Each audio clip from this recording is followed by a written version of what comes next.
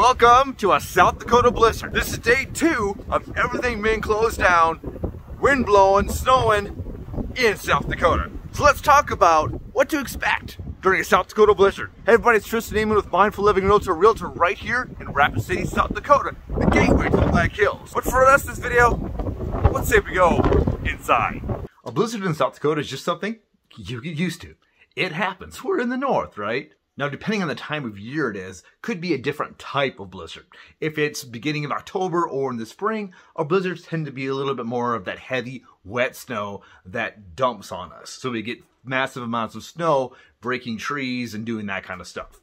This time of year, it's lighter snow that ends up being more of a visibility issue when the wind starts blowing, because often with these blizzards comes the wind. And if you're in the plains of South Dakota, there's not a whole lot to stop that wind. So it takes the snow, drifts it over the road, even after the plows go and clear it by, then it drifts it over again, making driving on those roads very difficult. This past blizzard came from the south and it had curved up and around. So what happened was, as the storm moved up, it actually brought rain until it got cold enough to get snow. So then we had a drizzle before the storm, creating icy conditions here in the west and ice storms over in the east. There was one time coming back from Minneapolis after Thanksgiving where we had to stop in Mitchell, South Dakota. We woke up the next morning to ice on our car like about that thick.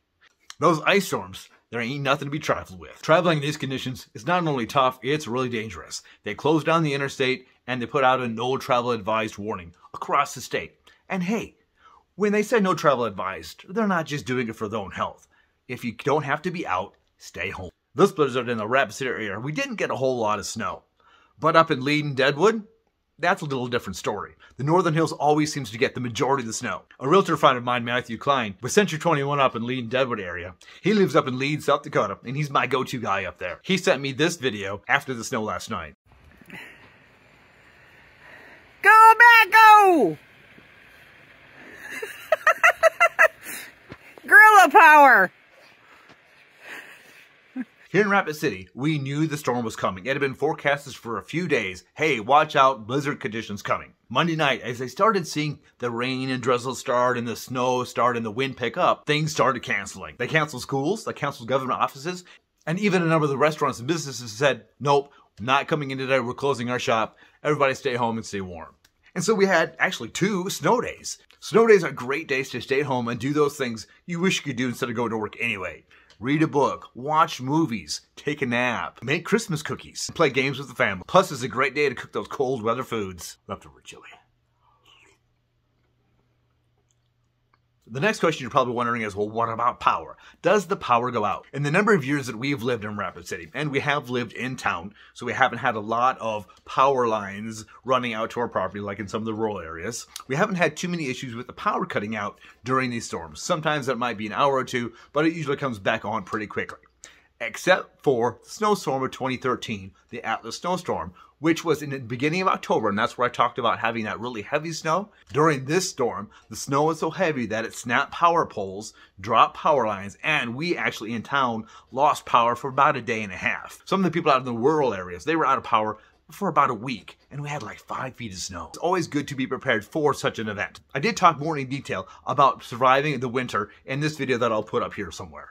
But generally, make sure you've got batteries, make sure you've got flashlights, make sure you have all those things for lighting, and maybe some supplemental heat sources, just so that you can make it through this time without power as comfortable as possible. And if the power goes out, I know then you don't have internet, then you don't have any TV, and when the power does go out, that's the perfect time to put those puzzles together that you've been wanting to, finish those books, and play games with the kids. Don't forget to prepare for winter storms. As I mentioned before, we usually know in advance that a winter storm is coming. So make sure you have the supplies on hand that you might need for a couple days staying at home. Now, my brother-in-law used to live in Alabama, and it was funny because he was sending us pictures of when they had a winter storm, which is actually just kind of a dusting of snow.